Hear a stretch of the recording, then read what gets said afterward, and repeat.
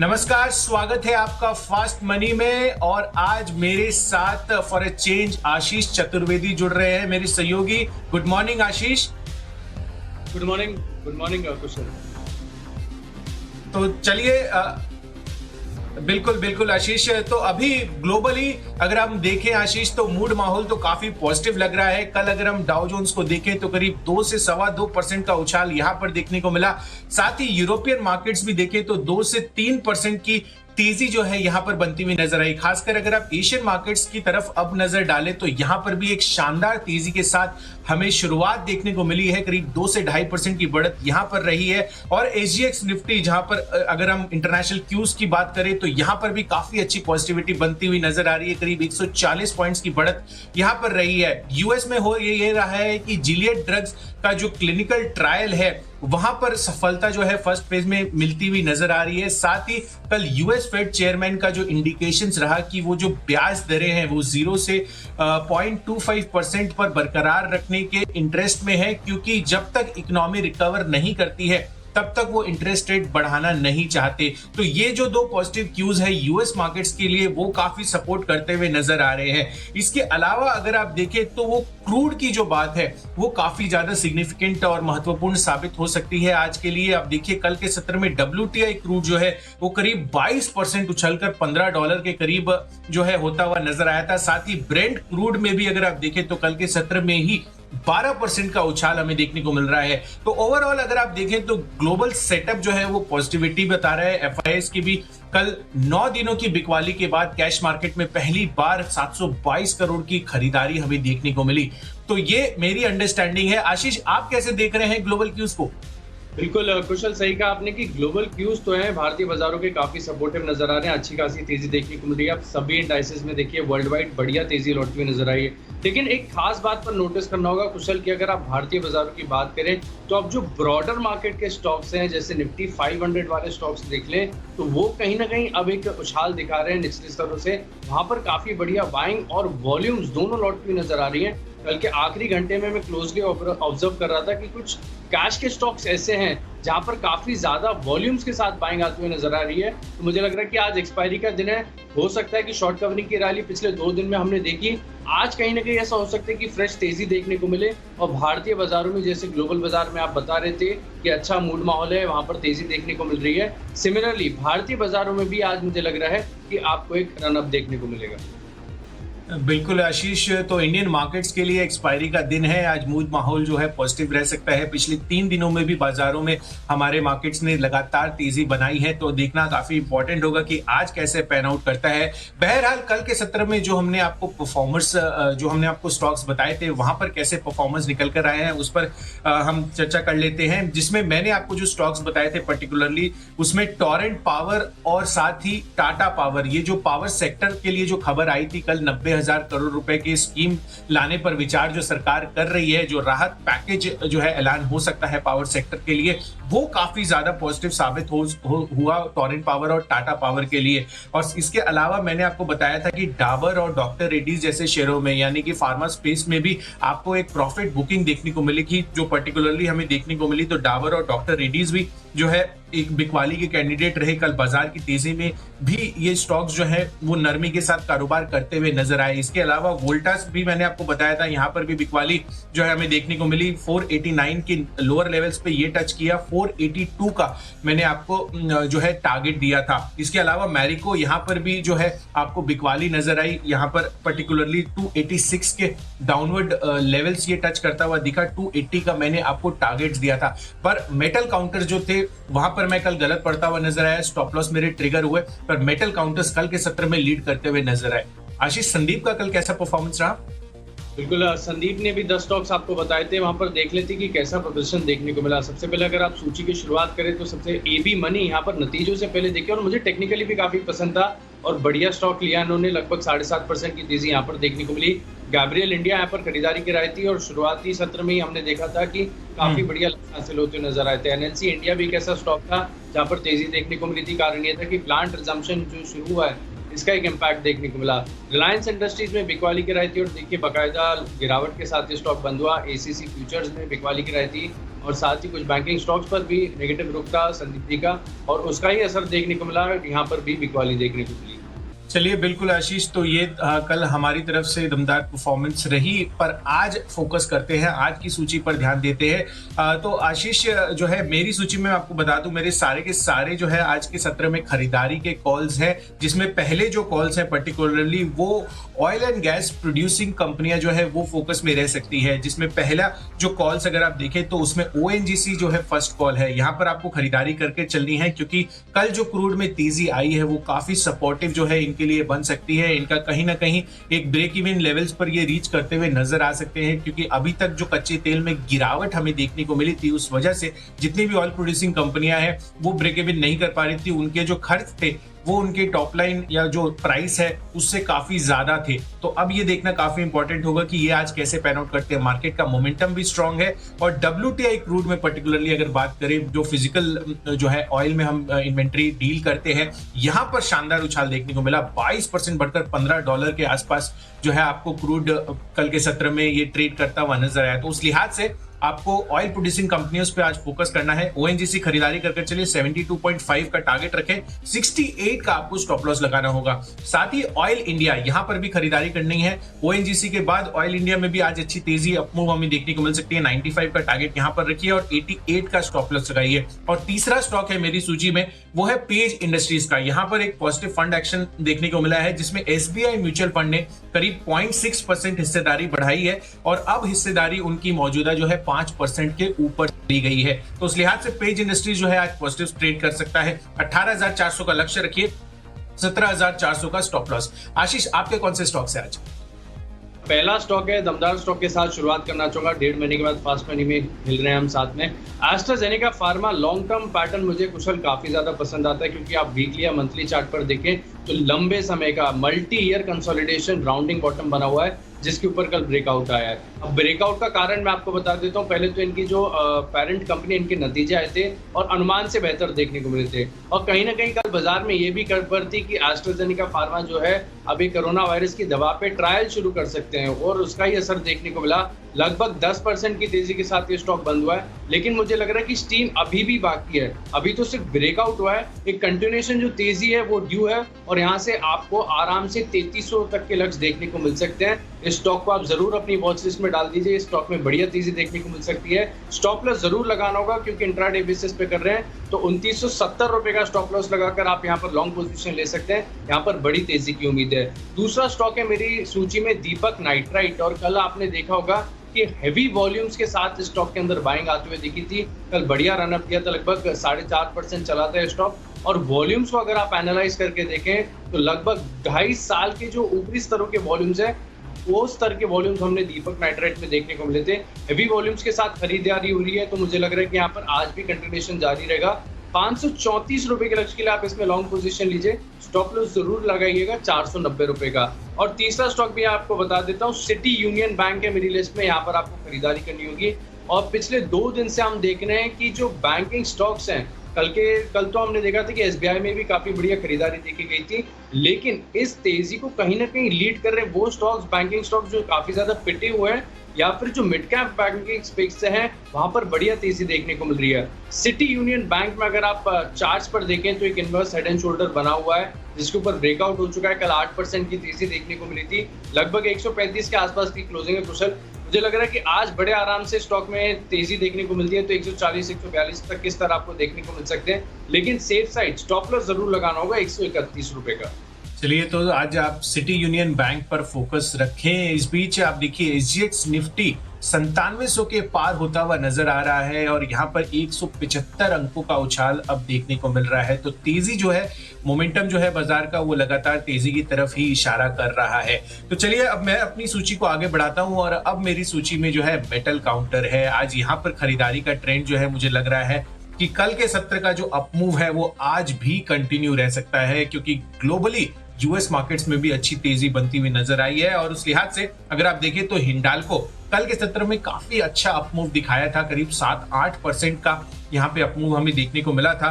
मुझे लग रहा है कि आज भी ये तेजी बरकरार रह सकती है और इसका एक कारण भी है कि वेदांता का जो एडीआर है कल के सत्र में मैं देख रहा था करीब 8 से 9% का उछाल यहाँ पर भी देखा गया था। तो उस लिहाज से मुझे लग रहा है कि मेटल काउंटर्स जो है आज और फिर से अच्छा अपमूव दिखा सकते हैं। तो हिंडाल्को में खरीदारी करके चलिए 120 का टारगेट बनाइए और 110 का स्टॉप लॉस रखिए। साथ ही पांचवा स्टॉक जो है मेरी सूची में वो वेदांता ही है, क्योंकि यहाँ पर जो एडीआर का परफॉर्मेंस कल के सत्र में रहा यूएस मार्केट्स में वो काफी शानदार रहा। करीब 8 से 9% की तेजी जैसा कि मैं आपको बता रहा था यहाँ पर देखने को मिली और यहाँ पर अच्छा अपमूव जो है सेल के बाद मुझे लग रहा है कि वेदांता एक ऐसा स्टॉक है काफी हेवीली ये पिटा हुआ स्टॉक है इन दिनों। तो यहाँ पर मुझे लग रहा है कि पॉजिटिविटी बन सकती है कल जैसी सेल में बनी थी। तो वेदांता आप खरीदारी करके चलिए 83 का टारगेट रखिए और 75 का स्टॉप लॉस।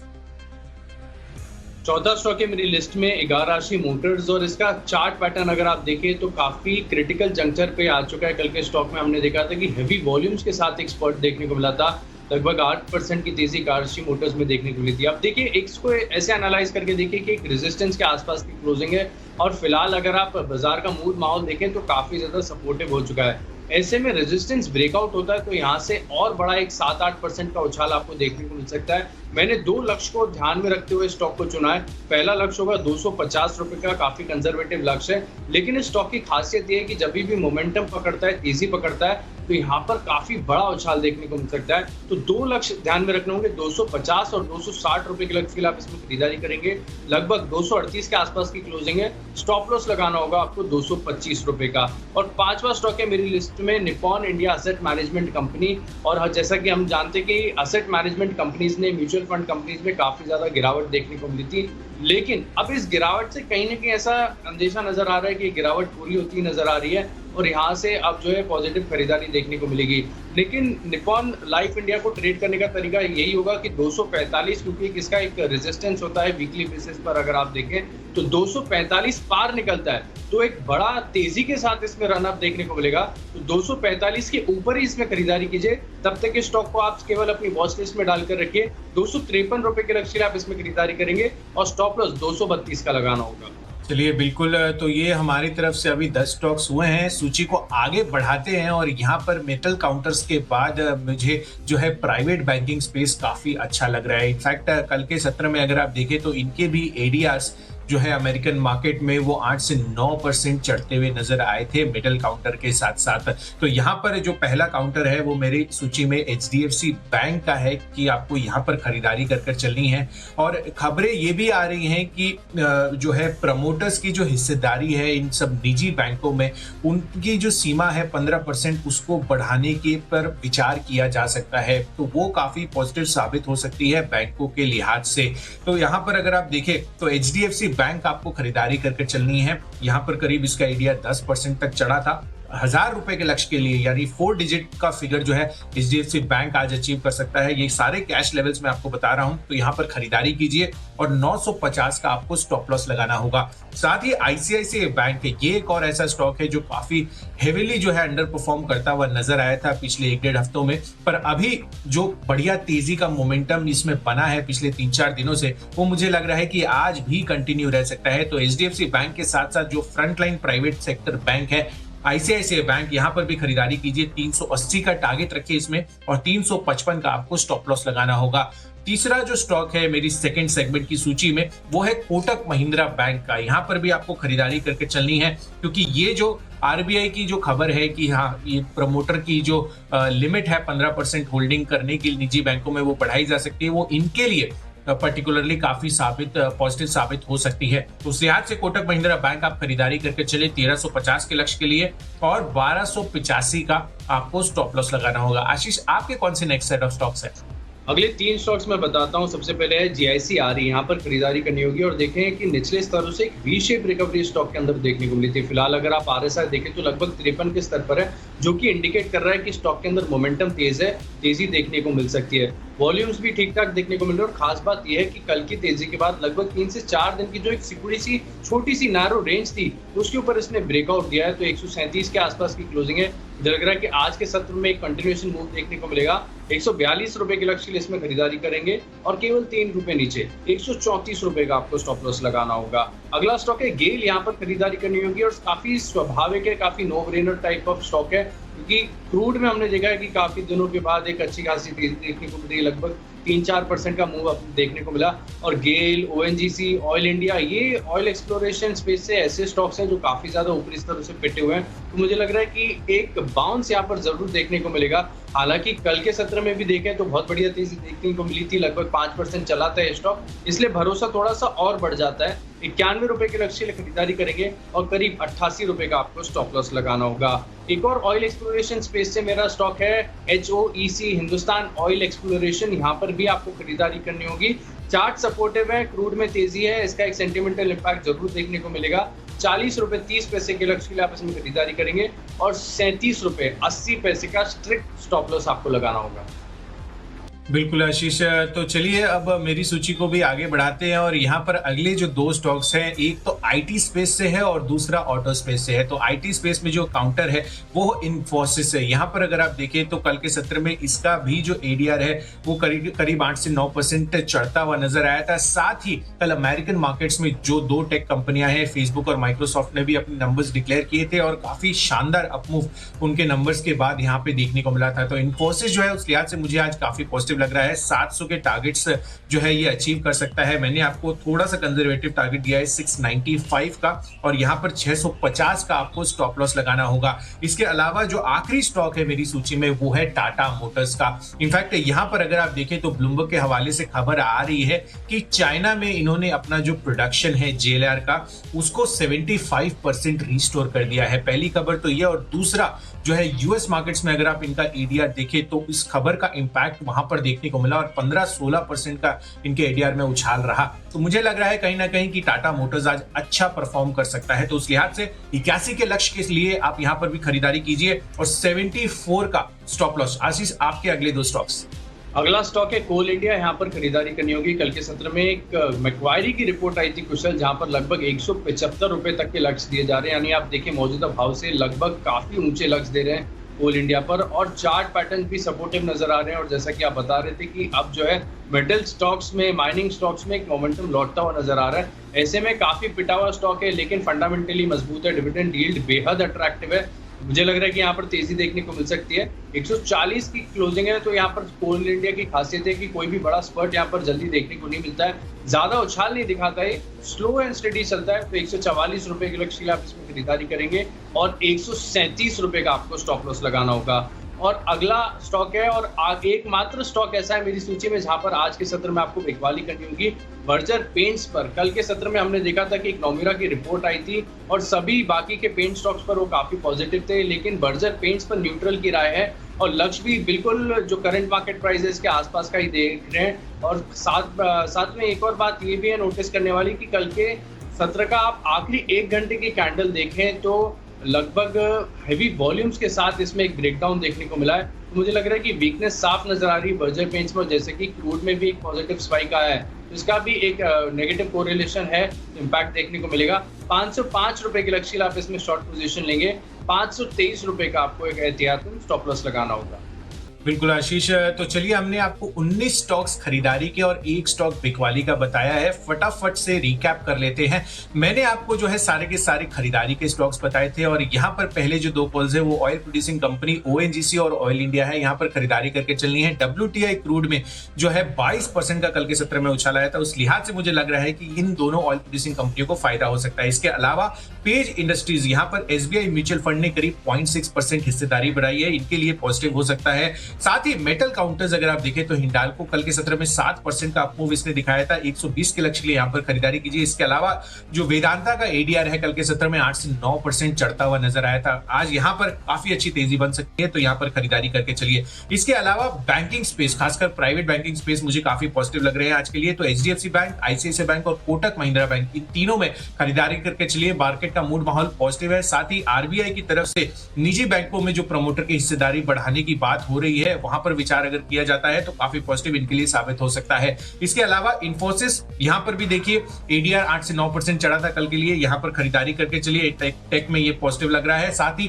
अंत में टाटा मोटर्स, इनका एडीआर 15 से 16% बढ़ता हुआ नजर आया था, तो यहां पर मुझे लग रहा है काफी अच्छी पॉजिटिविटी बन सकती है। JLR चाइना में अच्छा प्रोडक्शन फिर से रिज्यूम हो गया है, 81 के लक्ष्य के लिए यहां पर भी खरीदारी कीजिए। तो चलिए, मैंने आपको 9 स्टॉक्स खरीदारी के और एकमात्र स्टॉक बिकवाली का बताया। शुरुआत की मैंने एस्ट्राजेनेका फार्मा के साथ। यहाँ पर long term rounding bottom formation के ऊपर ब्रेकआउट है। मुझे लग रहा है स्टॉक बड़े आराम से 3300 रुपए तक जाएगा। यहाँ पर आप खरीदारी करेंगे। दीपक नाइट्रेट में कल हमने देखा था कि हेवी वॉल्यूम्स के साथ यहाँ पर खरीदारी देखने को मिली थी। चार्ट पैटर्न्स काफी आकर्षक है। 534 रुपए के लक्ष्य के लिए खरीदारी करेंगे। और सिटी यूनियन बैंक में short term inverse head and shoulder formation हुआ है। कल के सत्र में तेजी देखने को मिली थी। मुझे लग रहा है आज कंटिन्यूएशन मूव देखने को मिलेगा। लगभग 140 रुपए के लक्ष्य आप इसमें खरीदारी करेंगे। 11 मोटर्स कल के सत्र में तेजी थी। रेजिस्टेंस के आसपास की क्लोजिंग है। 250-260 रुपए के लक्ष्य आप इसमें इंट्राडे पोजीशन लेंगे। साथ ही निप्पॉन एसेट लाइफ मैनेजमेंट, यहाँ पर भी आपको खरीदारी करनी होगी, लेकिन 245 के ऊपर जाएगा तो स्टॉक में बढ़िया रनअप देखने को मिल सकता है। 253 रुपए के लक्ष्य लिए खरीदारी करेंगे। जीआईसी आरई, ये भी स्टॉक रिवर्सल के इंडिकेशन दे रहा है। 142 रुपए के लक्ष्य लिए आप खरीदारी करेंगे। साथ ही गेल काफी पिटा हुआ स्टॉक है, लेकिन अब चार्ट पैटर्न सपोर्टिव नजर आ रहे हैं। साथ ही क्रूड में जो तेजी आई है, जिसके चलते स्टॉक 91 रुपए तक जा सकता है। एचओईसी में भी 40 रुपए 30 पैसे के लक्ष्य लिए खरीदारी करेंगे। और कोल इंडिया में भी 144 रुपए तक के लक्ष्य हासिल होते हुए नजर आ सकते हैं। बर्जर पेंट्स आर्ली चार्ट्स पर बेहद कमजोर लग रहा है। 505 रुपए के लक्ष्य के लिए आप इसमें बिकवाली करेंगे। बिल्कुल। तो चलिए, ये थे 20 दमदार ट्रेडिंग आइडियाज आज आपके लिए। आशा करते हैं प्रॉफिटेबल होगा आपका दिन।